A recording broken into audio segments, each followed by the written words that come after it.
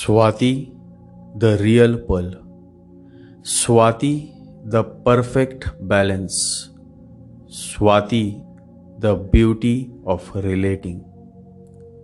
A wise man always understands the depth and beauty of Swati Nakshatra. A woman born on Swati is a blessing, a goddess, and a man born on Swati is a lovely human being. Being human is the most appealing slogan for Swati Nakshatra beings. It is indeed a real pearl. Swati has always been a special nakshatra that dwells in the neighborhood of wise, intelligent men and women. It resides in a high-class locality of intellectuals. It is not a nakshatra that belongs to the lower class, but to the higher class. When I say high class, I mean high values, deep understanding, and compassionate heart. Swati has all of it. Winning or success comes only when you show a certain quality, a certain class. Show class, have pride, display character. Winning will take care of itself.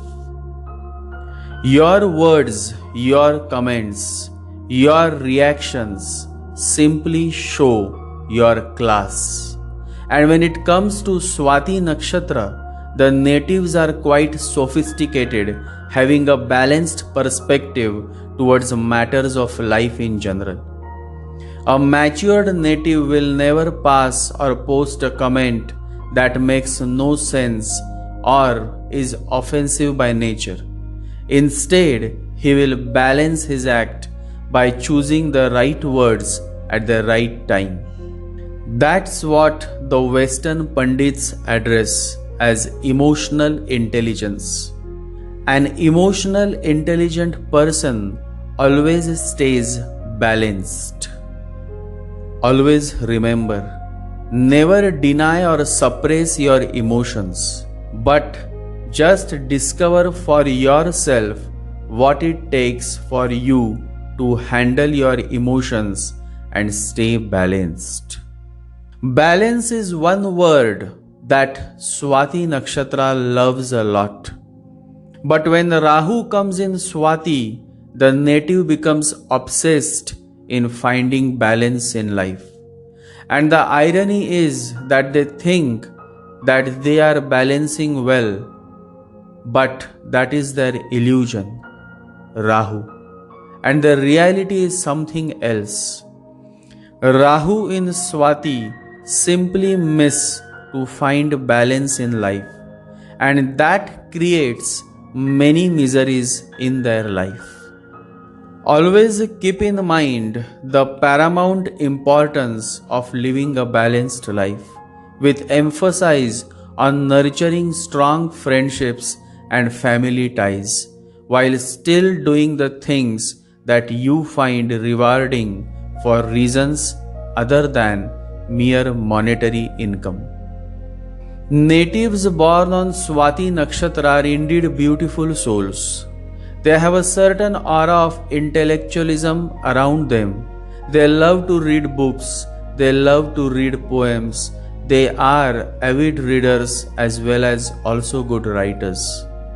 Rahu in Swati is a perfect relaxing placement for Rahu. In Adra Nakshatra, Rahu is communicating, trying to build relations. In Swati Nakshatra, Rahu is successful in building relationships, doing good business, cracking the deals so that money flows in. While in Shatabisha Nakshatra, Rahu is all set to enjoy the profits, benefits of his hard work, that is communicating, establishing contacts, Adra, and succeeding in forming relationships, establishing business, Swati. So you see, Swati is the middle ground the actual point of manifestation of relationships, business deals, and public support. Men and women having beneficial planets in Swati do well in life because Swati is indeed a blessed star. A wise man always perceives Swati Nakshatra with high regards. Rahu in Swati brings obsession towards forming relationships, obsession towards sex. Many women and many men with Rahu in Swati try to perfect the art of love making. Love making is also an art, and someone as artistic as Rahu in Swati knows very well on how to enact the art of love making. Sex indeed is the most important subject for these natives, but they are not vulgar. They love to do sex in an artistic way, in a romantic way. Romance. Rahu in Swati native are very romantic by nature. They want more and more romance in life. People in general relate the word romance with love. But the English dictionary defines the word romance as adventure. And so when you have a Rahu in Swati and by chance if you fall in love and there is a strong yoga of love marriage in your horoscope and there are many challenges to overcome before you marry the love of your life, then such a Rahu Swati native goes all the way. He may risk his life. He may go against the whole society. He may not bother about his status because he perfectly understands the fact that when you love, you simply love. The dashingness, the courage, the willing to go all the way just to marry the love of their life comes naturally to a Rahu in Swati native because they like a life of romance and adventures. It is a possibility that James Bond may also have had a Rahu in Swati Nakshatra. Well, that was on a lighter note. Rahu in Swati often is labeled as a man who is always in search of a woman. He just loves women. He wants to romance as many women as he can, and that makes him a perfect womanizer. You can say that woman is his weak point.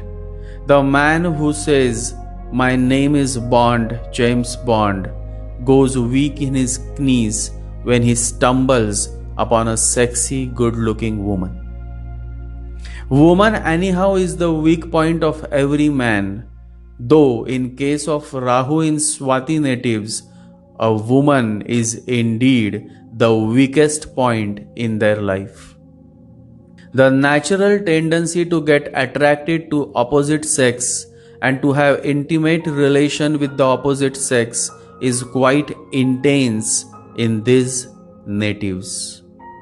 However, it is also interesting to know that opposite sex also gets quickly attracted towards these natives.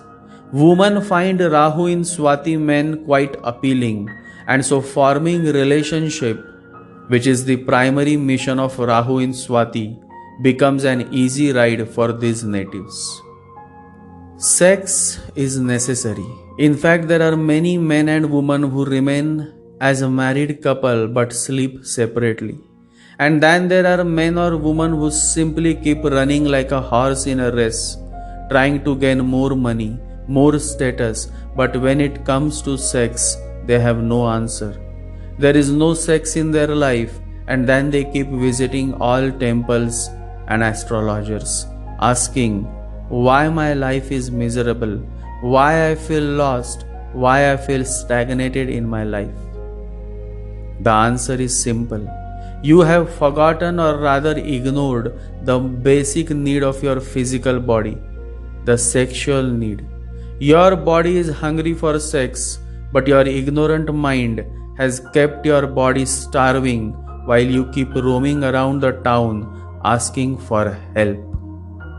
Nobody is going to help you and nobody is going to tell you the truth because we are living in an idiotic hypocrite society which instead of telling you to address the sexual hunger of your body will give long lectures on how it is good that you have had no sex for last many years. This is the whole idiotic state of our society where priests have been condemning sex. Sex has become more and more attractive because of its condemnation by priests. The general myth is that whosoever avoids sex is considered as a saint, though his body may be going through intense sexual starvation. It is funny that what is alive you ignore and what is dead you worship. Sex is very much alive. We are born out of sex. How can we condemn sex? How can you go on ignoring sex? The answer is simple. Because you have been following your mind, and the mind becomes the priest, the mind goes on condemning sex. The mind becomes the moralizer. The mind becomes the Puritan. The mind becomes the priest. The mind goes on condemning. All that is alive, the mind goes on condemning. And all that is dead, the mind goes on worshipping. And sex is the most alive thing in you because life comes through it. You are born through it. You can give birth through it. Wherever there is a life, aliveness, sex is the source. You cannot condemn the source of life, but that is what you do, and then you ask, why I feel lost? Why my life seems to be dead?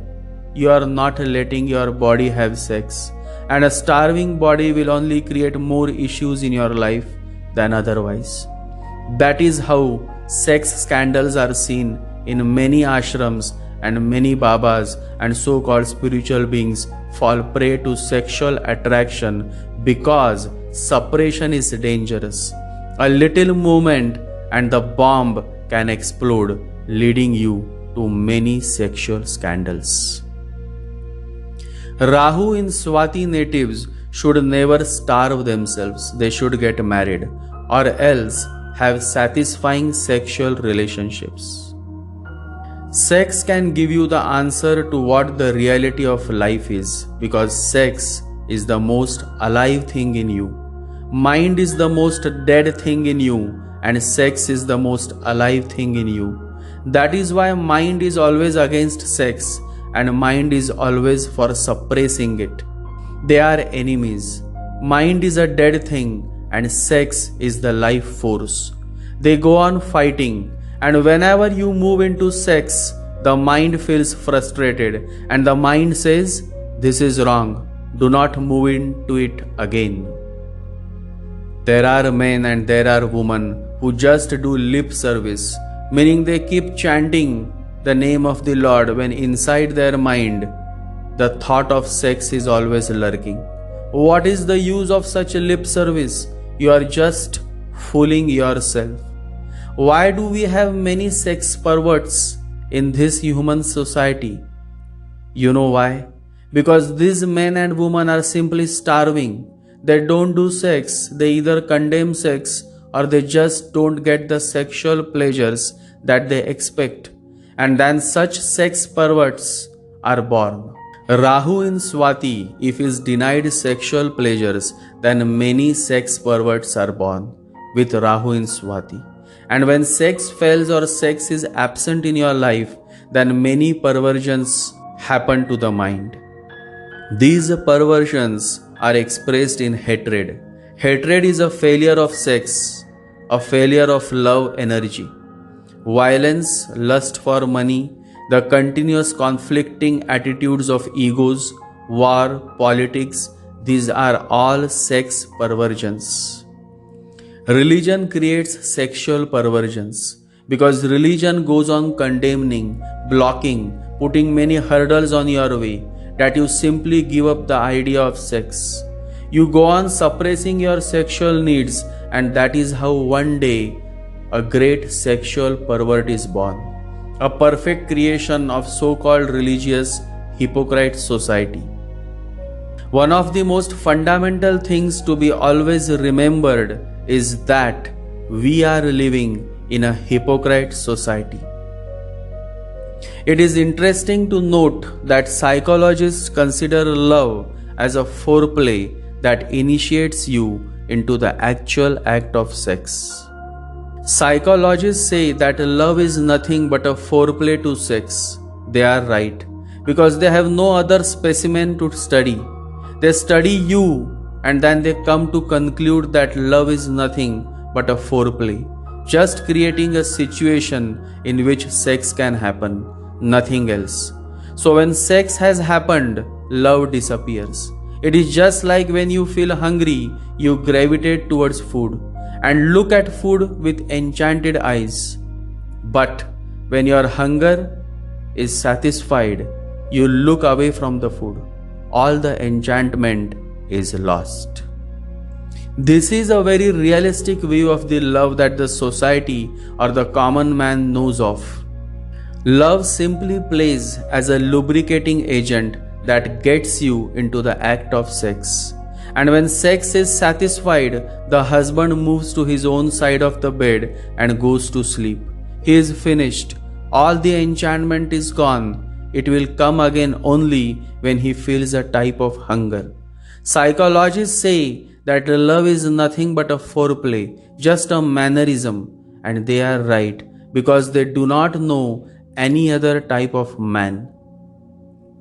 Rahu in Swati natives naturally do well in enacting the foreplay, and so sex is always good, though the thought that whether love is possible without sex always remains as a puzzle in their mind, which rarely they are able to solve.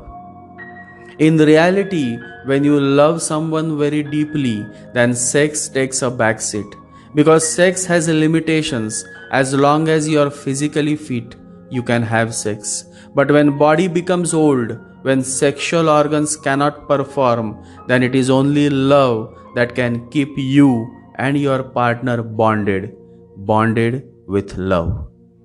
If you go on loving a person deeply, by and by, sex disappears. Intimacy becomes so fulfilling, then there is no need for sex. Love is enough unto itself. Rahu is the other word for demand. The moment you meet a demanding person, you should be alert that you are interacting with a Rahuish person. A demanding person is the most idiotic person, and it is always advisable that you try to keep yourself as disconnected with them as possible.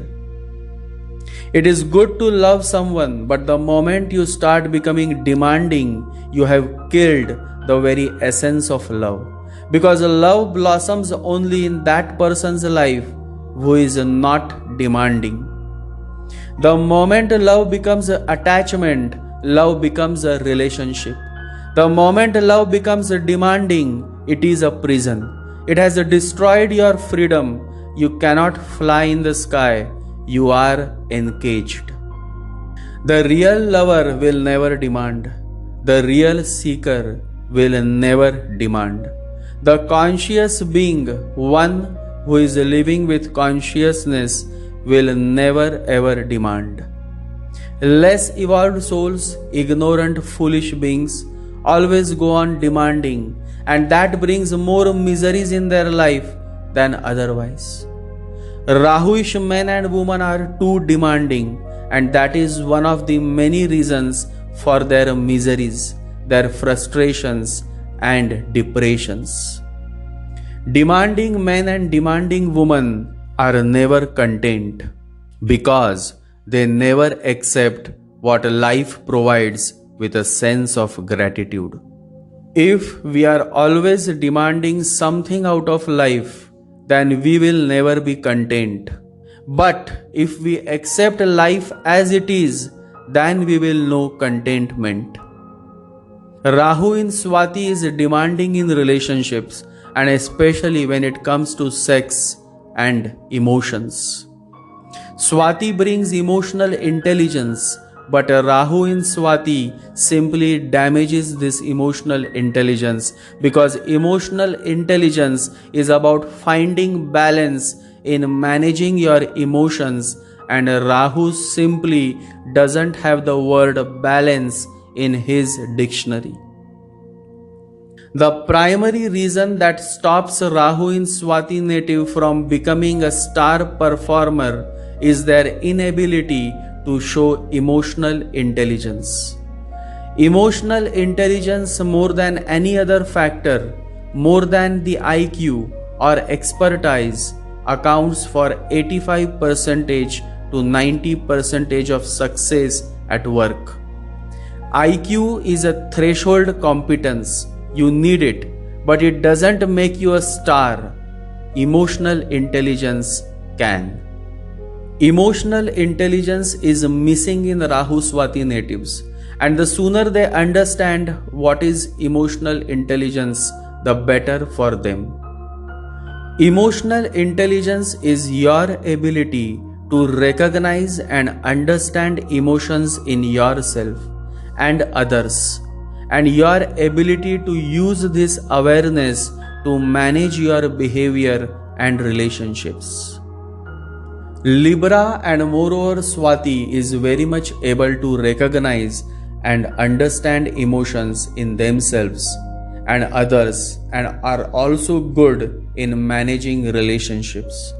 But a Rahu in Swati spoils the game.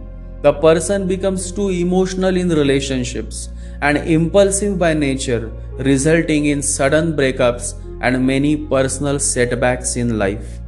Emotional intelligence is when you restrain from reacting, but a Rahu in Swati native is quick to react, and this impulsive nature of reacting brings many miseries in their personal life, especially in relationships.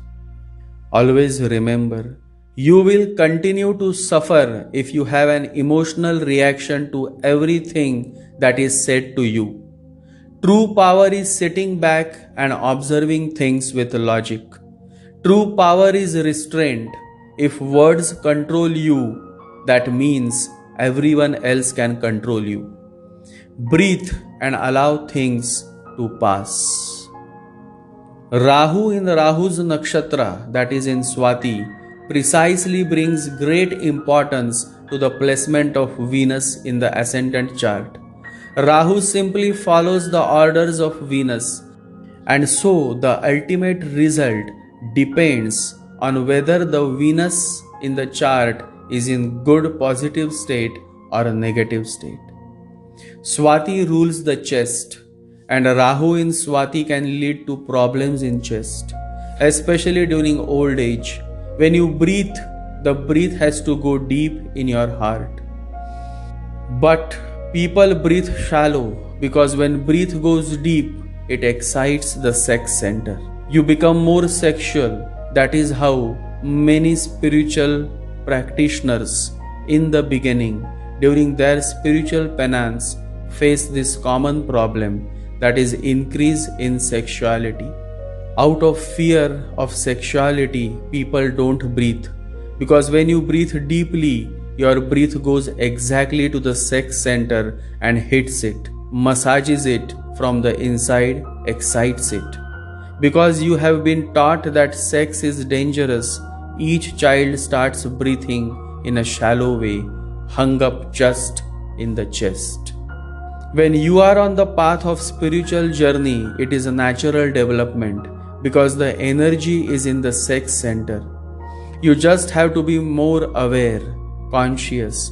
The increased sexual energy will channelize on its own towards the upward direction as you remain committed towards the Master, as you remain devoted towards the Holy Lord. Obsession with partnerships, dealerships, negotiating, diplomacy, and socializing are some of the common traits of a Rahu in Swati.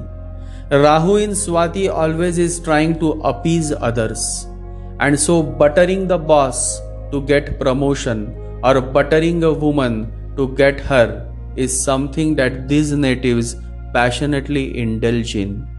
The main reason for the miseries in their life is primarily because they live under the wrong assumption or illusion that it is only when they make others happy that they can remain happy. The reality of matter is that it is not that when you make others happy, you will be happy. It is when you yourself are happy that you can make others happy. Don't live your life to please other people, because the only person you should please is yourself. If your own self is not satisfied, you can't make others happy. When you go on submitting to the demands of others, you forget the fact that demands never end. If you give in to one demand, then the same person will come up with second demand. And that is how you become a puppet. You lose control of yourself.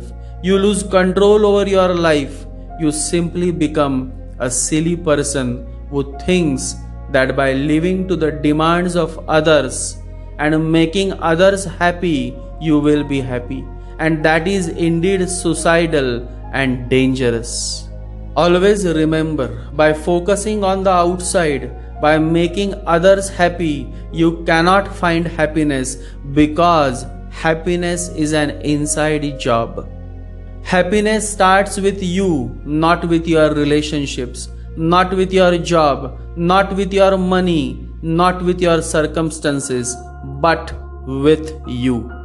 Rahu in Swati does make you an extrovert person, a person who is too much focused on the outside.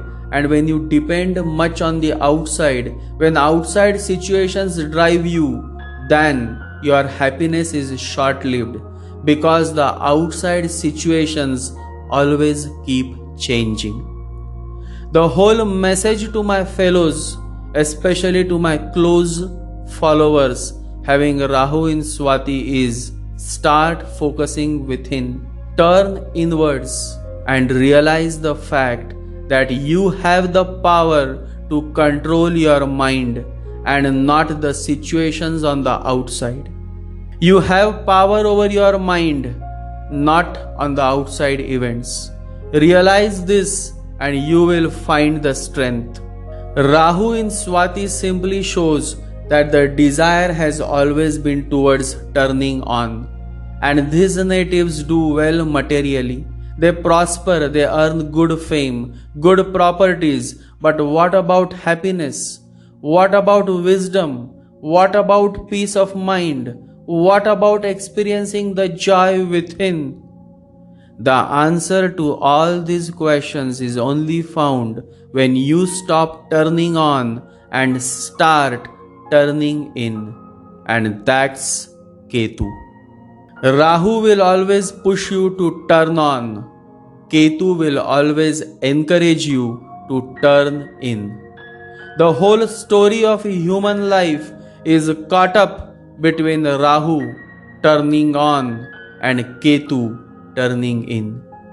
That is why the ancient seers have held Rahu and Ketu with high regards, because these two can either make or break your life. Reminds me of a beautiful story, the Buddha story. Once it happened, a very learned astrologer was walking on the river shore when he stumbled upon certain footprints of a man. The learned astrologer quickly realized that these footprints are not of an ordinary man. All his life, the astrologer had been reading many scriptures, and the scriptures mentioned about certain signs that exist in the feet of a man who rules the world, a Chakravarti, a ruler of all the 6 continents. And the astrologer saw in the footprints all the symbols so clearly that he could not believe his eyes. Either all his scriptures were wrong and he was wasting his life in astrology, otherwise How was it possible on such a hot afternoon, in such a small dirty village, a Chakravarti, a ruler of the whole world would come and walk barefoot on the burning hot sand? He became very curious. He started following the footprints, and soon he came near a huge banyan tree. And beneath that tree, he could see Gautam Buddha engrossed in deep meditation. The astrologer was taken aback. He was an intelligent being. He quickly recognized that the footprints were of Buddha. Stepping closer to Buddha, he bowed before the master and said, "I am sorry to disturb you, but I am surprised to see that your footprints clearly signify that you should be a Chakravarti, a world ruler. What are you doing here, sitting under this tree? Either all my astrology books are wrong, or I am hallucinating and you are not really there." Buddha said, "Your books are absolutely right. But there is something which belongs to no category, not even to the category of a Chakravarti. I am, but I am nobody in particular." The astrologer said, "You are puzzling me more. How can you be without being anybody in particular? You must be a god who has come to visit the earth.